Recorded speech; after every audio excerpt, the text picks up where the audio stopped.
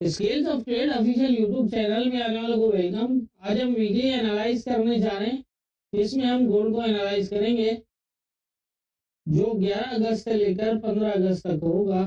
पिछले 2 वीक से एनालाइज नहीं कर पाया, उसके लिए माजरत, कुछ पर्सनल मसरूफियत की वजह से। दूसरा ये कि जो हमारी प्रीवियस एनालाइज थी वो तकरीबन जो है वो वैलिड ही रही अभी तक। और जैसा कि आप देख रहे हैं कि यहाँ पर हमने गोल्ड को एनालाइज किया था और यहाँ पर एक रीटेस्ट बताया था कि अगर ये रीटेस्ट लगता है ये फर्स्ट एरिया होगा और ये सेकंड, तो यहाँ से इसके नीचे आने के चांसेस हैं। और 32, 78, 75 ये काफ़ी इम्पोर्टेंट है। अगर इसको दोबारा अप साइड नीचे ब्रेक करके ऊपर अगर आप ब्रेक क्लोज कर देता है तो यहाँ से दोबारा आप जाने के चांसेस होंगे यहाँ तक, जो 3398 से 7 का जो है वो एरिया था। तो आप देख रहे हैं पहले इसने नीचे की मूव की ये वाली और इस एरिया पे वही पोजीशन बनाई। एक क्लोज जो है वो जोन के नीचे दिया और दूसरा जोन से ऊपर, और दोबारा ये टैच किया। यहाँ से टैच करने के बाद इसने हिट किया इसको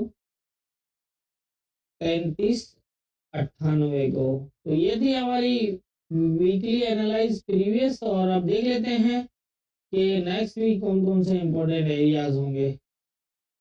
नेक्स्ट वीक के हवाले से अगर हम बात करें तो इस टाइम कंडीशन ये है कि 3412 जो है वो इस वीक पहला रेजिस्टेंस, 25 से 31 सेकेंड और 48 से 51 जो है वो थर्ड होगा। सपोर्ट एरिया 3365 से 57, 3330 से 3333 और 3311 से 7 और फिर 3275। अब करंट पोजीशन के मुताबिक तो यही लग रहा है कि ये लेवल के बिल्कुल करीब तो गया है यहाँ पर, लेकिन जो पहले यहाँ पर 98 का एरिया बन रहा था वो तो ब्रेक हो चुका है। वो उसके बाद जो है वो यहाँ पर ये रेजिस्टेंस एरिया बन रहा है 3412 का, और इससे ऊपर जो है वो यही बन रहा है। अब ये करीब तक गया है लेकिन ये टैच नहीं किया इसने। अगर तो ये मंडे को यहाँ से रिजेक्ट हो जाता है तो फिर ये एरिया इम्पोर्टेंट होगा। अगर तो इस एरिया पे स्टे कर जाता है तो फिर ये दोबारा जो है वो यहाँ तक, और यहाँ से अगर रिजेक्ट हुआ तो फिर इस तरह की पोजीशन बन सकती है। दूसरी बात ये है कि अगर तो ये यहाँ से जो है वो नीचे आ जाता है और नीचे ये एरिया डे में ब्रेक क्लोज कर देता है, ये ध्यान में रखिएगा। ये एरिया डे का अगर इसके नीचे क्लोज लग जाता है और यहाँ तक अगर ये नहीं आता तो ये दोबारा जो है वो तकरीबन 98 को टेस्ट कर सकता है और यहाँ से फिर जो है वो ये पोजीशन बनेगी। ये वाला एरिया जो है वो 3333 वाला काफ़ी इम्पोर्टेंट है। अगर ये फास्ट ब्रेक किया तो फिर ये यहाँ तक आ जाएगा 11/7 तक और सीधा सीधा इस तरह।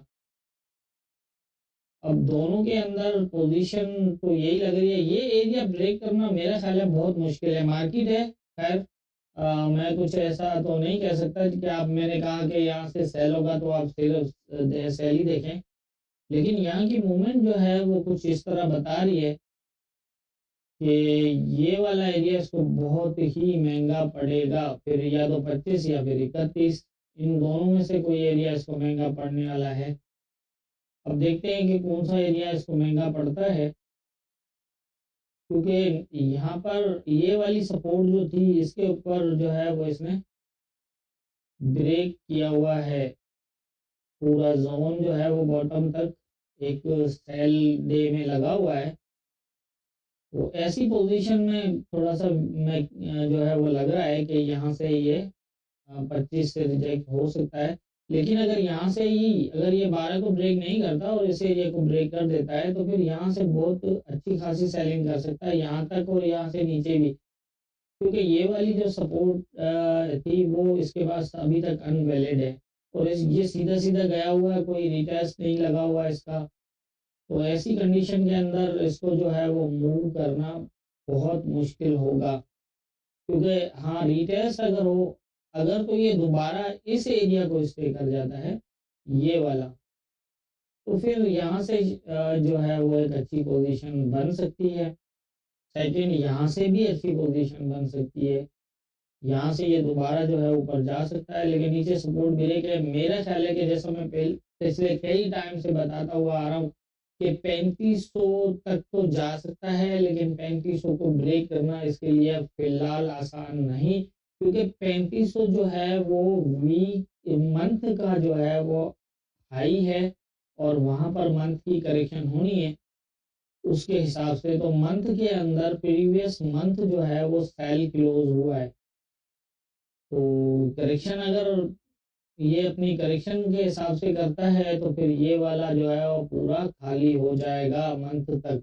ये तो खैर मंथ का पहला वीक था, तो इसने जो है वो एक सीधा सीधा जो है वो मूव किया है, लेकिन आगे चल के अभी तो पता चलेगा कि ऊपर से क्या करता है, क्या ये मंथ की करेक्शन करता है या फिर ये भी जो है वो बुलिश क्लोज करता है। लेकिन ये है कि इस एरिया इन एरिया से ज़्यादा बाइंग करना इसके लिए फ़िलहाल आसान नहीं है, जब तक ये अपनी करेक्शन कंप्लीट नहीं कर लेता।